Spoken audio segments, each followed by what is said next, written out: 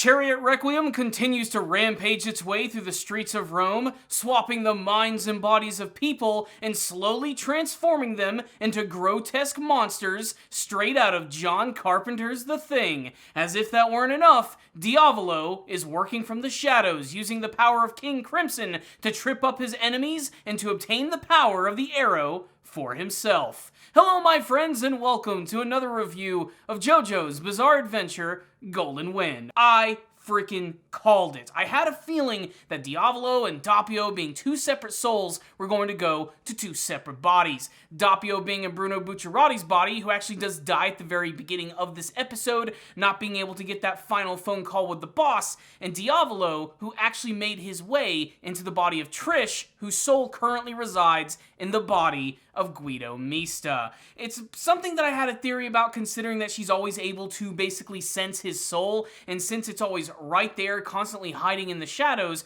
she has no idea when he's actually going to attack. And that's what most of this episode was all about, of trying to figure out what body Diavolo was actually in. And to make matters worse, Chariot Requiem has another freaking ability. Not only can it just swap the minds and bodies of people, and it happens to be like this weird stand Terminator-esque creature, but apparently it is causing people to quite literally transform into some sort of other weird monster. Everyone in the streets of Rome, and even the characters themselves, the main characters, in particular Jean-Pierre Polnareff as a turtle, are all starting to transform into these weird, gross, mutated versions of themselves. Apparently that's Requiem's main power, the power of transformation, and it is grotesque, to say the least, watching all of these people just blow up and eyeballs splitting from their heads, basically looking like something out of a frickin' horror movie. It's disturbing, and it also adds just another layer of paranoia to Giorno and his gang as they realize they have to work fast. If they don't, they are slowly going to transform into something that they cannot even possibly recognize.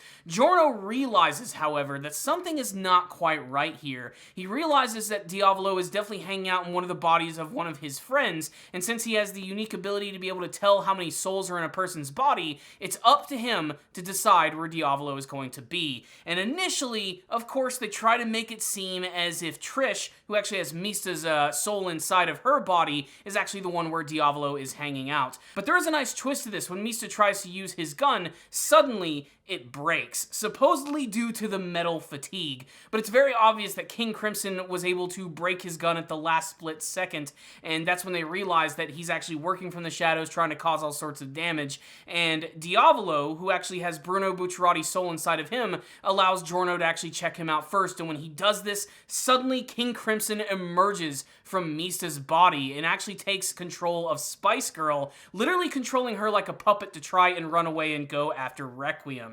This is where things immediately intensifies. Giorno ends up getting his freaking arm cut off, and they immediately give chase after this guy. Diavolo is also incredibly smart, recognizing that the way that Requiem is able to attack people and the way that they'll be able to attack him is actually through its shadow. People are actually connected to that, and you don't necessarily have to attack Requiem, but actually what's directly behind you. So Diavolo actually ends up punching this weird light which exists behind him, allowing him to get the upper hand against Requiem, taking the arrow for himself before realizing that Giorno used his powers to transform parts of the arrow, in particular the actual like wooden pieces, into a bunch of ants which bite it off, and then it ends up falling on the ground, but then he ends up punching his very own body, which ends up being connected, of course, to Trish and Mista, sending his body flying towards the arrow, and shit is freaking crazy. That's the only way to describe everything that's going on here. There's just so many little details that are coming out of this episode, and the fact that people are transforming into freaky Cronenberg monsters,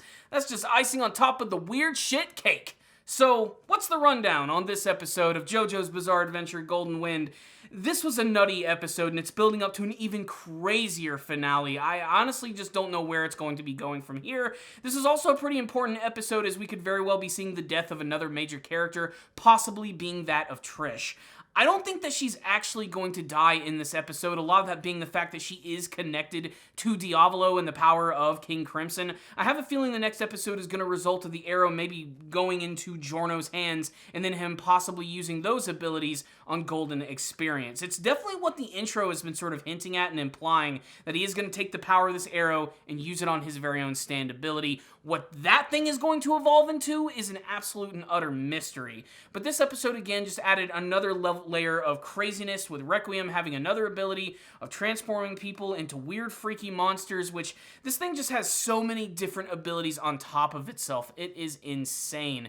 It was definitely one of the more freaky aspects of the entire season, is just seeing how powerful these Requiem stands really are. These evolved, powerful stands. I wonder if this means in the future of the series we're going to see a lot more of this. It's definitely an interesting layer that I think they could build upon as the actual franchise goes on. As someone who does not read the manga, I have no idea what that's actually going to entail, but I can't wait to see how it's all going to go down. What I will say is that this episode was beyond intense. And I'm also just got so many other questions. Like, now that Doppio, his soul, is officially gone and left the body of Bruno Bucciarati, will Bruno actually be able to return to his body? Is there no way that's actually going to be possible? I mean, could this be his second chance at actually living here? Will Trish actually die?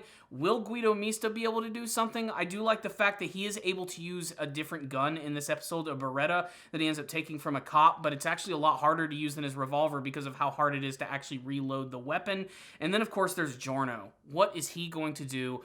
What is he going to do next with the Power of Golden experience? I just cannot wait to see all of it. Also, I'm going to just give myself a pat on the back. I actually called and made a pretty good theory about what was going to happen, and it ended up happening, so kudos to me. That's right. I'm taking all the credit on this one, guys. I usually don't get my predictions right, so I was really happy to see that that one actually happened, although it was kind of obvious with some of the things they were actually giving us. Still, I thought it was really awesome. And overall, I thought this was a pretty kick-ass episode right here, if a little disturbing and a little convoluted at times. It's the type of episode that you really need to really pay attention to. Otherwise, you're just going to be asking yourself, what the fuck did I just watch?